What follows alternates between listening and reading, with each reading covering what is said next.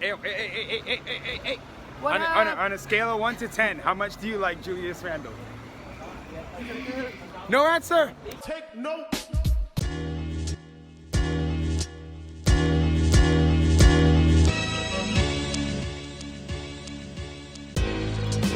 Big Beach. We're here. My man, Allie missed it. It's different this time.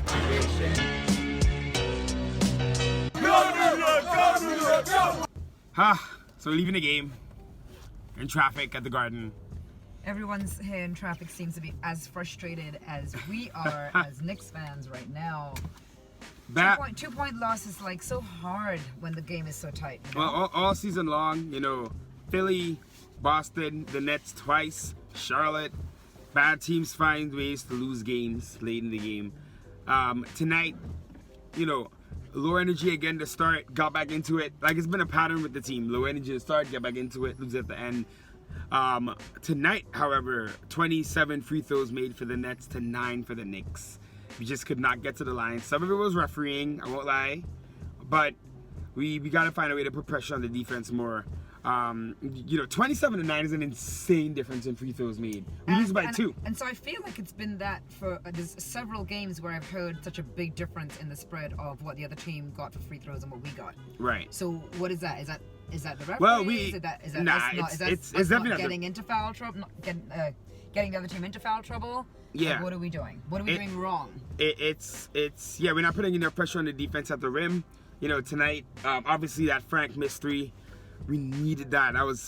He struggled tonight. I thought he struggled with Dinwiddie. Dinwiddie's always played well against Frank. Somehow he's always found a way, even when it seems like Frank is playing good defense, to score. So then we should have switched it up and put DSJ on him. Well, not even the DSJ. What I felt was DSJ definitely should have been playing more late.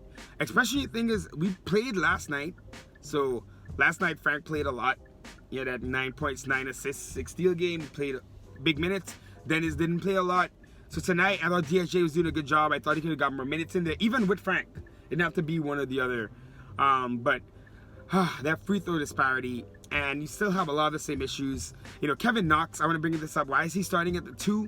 Steve Popper reported before the game that Knox didn't know he was starting until late, nor did he know who he was playing against. So I'm like, that's scary. That's not a good look. And we actually, when they called the starting lineup, you and I looked at each other like, what? Yeah, I didn't check Twitter. Like, why is Kevin starting? We didn't check Twitter as we usually do.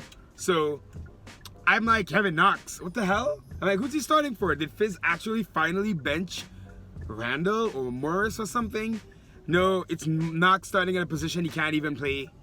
So that's a whole another story there. Putting him in an unfair position as well. Exactly. Knox has been almost like putting him at a disadvantage from the beginning of the game. From the jump. Starting lineup. Come on. And it felt like, Fizz was trying to give Knox kind of confidence boost, but I feel like it backfired because Knox didn't even finish the game. It was Ellington out there who's kind of found his way back into the rotation. So, tough loss. The Knicks have just found a way to lose games over and over and over.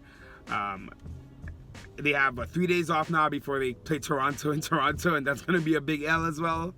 But the schedule's about to get real hard. I think one thing is, I definitely will say, the team, you've been seeing more and more things working since a couple weeks ago. They're in these games closer. They're not getting blown out as badly as they've been before.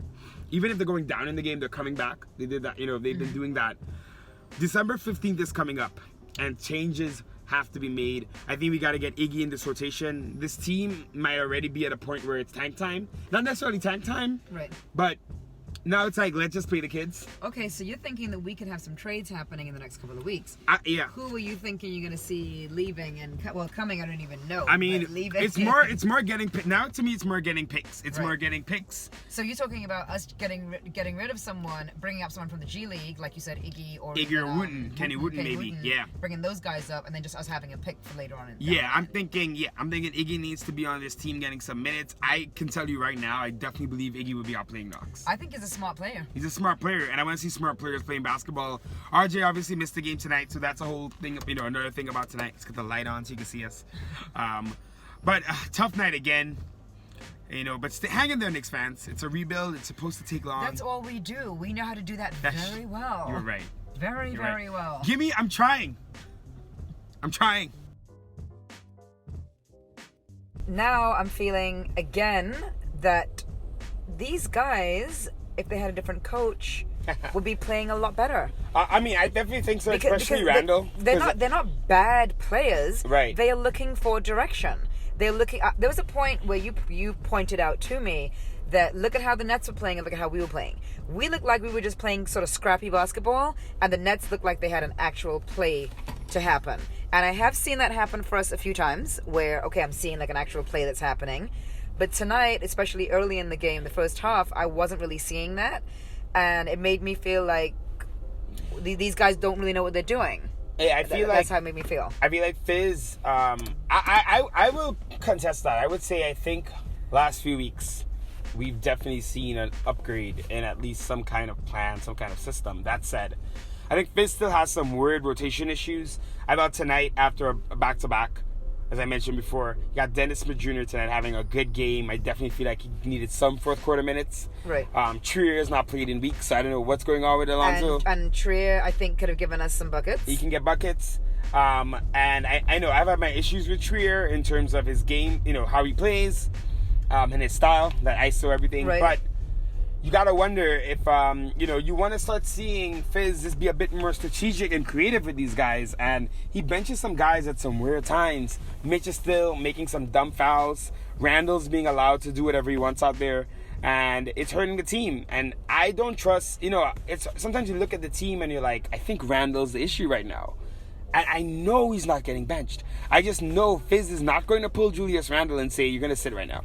Well, of course not. He was brought over. I mean, not brought over. He was picked as the star player to come on the team. He got the biggest contract. Yep. Money-wise, he got the longest contract. So he was brought to be another staple part of the team. Yeah. So if we now bench him, it's going to look like, oh, you guys made the wrong decision and the wrong choice in bringing this guy over here. Yeah. Why'd you pay him all this money? Why'd you give him the big contract? So it's almost like it's going to look like we have egg on our face if we do that. So we can't do that with him. That's the problem with politics, right? Is that would you not trust the good organization and franchise to not care?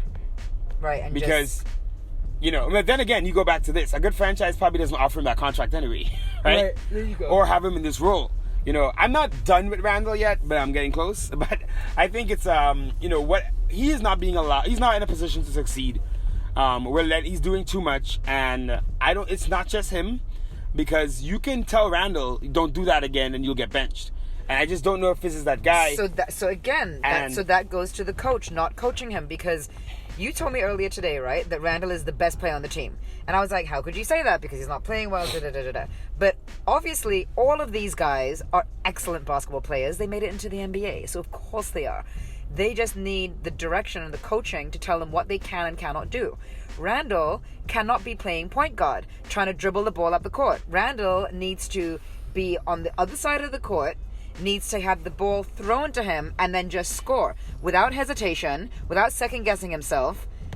He needs to be aware of who's around him so that if he is getting double-teamed, he can throw the ball out to who's open, a la... I'm about to say Julius Randle again, a la RJ Barrett, right? So he doesn't know it's almost like he doesn't know he's supposed to do that. It's almost like, you know what it is? These guys are like really good and athletic and know how to play this game, but then they need the I use the word direction again, so it's not direction I'm looking for. They need the fine-tuning. Yeah. They need the fine-tuning of how to play the game to maximize it optimally for this team. Because however Julius is going to be taught to play in this current team we have now is not how he may necessarily have to play in another team. Same position, but in another team, depending on who the pieces are, depending on who the players are, he may be taught to do something different. And there's no one doing that. That's how I feel. Yeah, I mean, well, the thing is, as well, is that Randle and RJ were a bad fit from the jump. They occupy the same spots. Two left-handed guys who want to get to the rim, aren't really great shooters. Randle's obviously a lot bigger, but essentially, if you watch them play, it's like a little brother, big brother, it almost feels like, when you watch how their play style. Except RJ is just more equipped to do that. I want to qualify something earlier when I said Randle was the best player on the team. Definitely not currently, but based on pedigree. Right. Randle had 21 points and 8 rebounds last year. Before we started this season, the general consensus was Julius Randle could be an all-star. Yes, it for was. The New York Knicks. Absolutely. We were all saying that. That didn't seem like a crazy assumption. Look, now it does. Who was clearly. his coach last year? Where was he playing? But I was Alvin Gentry in New Orleans. I might be wrong about that, but right. I mean, it's also, look, the point guard play. Frank has been pretty good, and he's shown a lot, but he's not really a floor general. And I know Randle and Frank are just not the best fit. Frank's a better fit with guys like Portis and Gibson and RJ and Dotson. So I think Randle probably is a better fit with Dennis Smith Jr. and Elfrid Payton. In terms of what they do, I think Randle just trusts them more. So I think what you see with those guys is Randle is more willing to pass to them and let them be a point guard. Right. Where with Frank, he's like, nah. Not so willing to pass to him. So that's a weird thing. It's like a chicken and an egg. Like, what's wrong? Is it that Frank needs to get better and prove to Randle he should get the ball? Or is it that Randle should be trusting Frank regardless? I would argue it's the latter. But these things are so weird. These dynamics with teams and how things work. Like I said, I definitely think we're doing. We're playing a lot of teams right now that are playoff teams. We're in that stretch where I think we play 11 playoff teams in a row. Yeah, we do. But then you look at when we play bad teams and we still find ways to lose those. Yeah. So, it's going to be a long season at this point. I think you just got to root for the development of the kids and really hope things start to kind of come together. But I think, like you said, trades. December 15th, there's got to be a reshuffling. I don't think I'm ready yet to say exactly who should be gone. Okay. So, we got 3 weeks left. Let's kind of see where things shake out. But I would not be surprised to see. I mean, Trier is number one option, like the number one guy right there. He's not playing. I was thinking does that mean that he's gone? Yeah, it could be that, they're already trying to work on something. Maybe they know he's not going to re-sign at the end of the year. He's a restricted free agent. Right.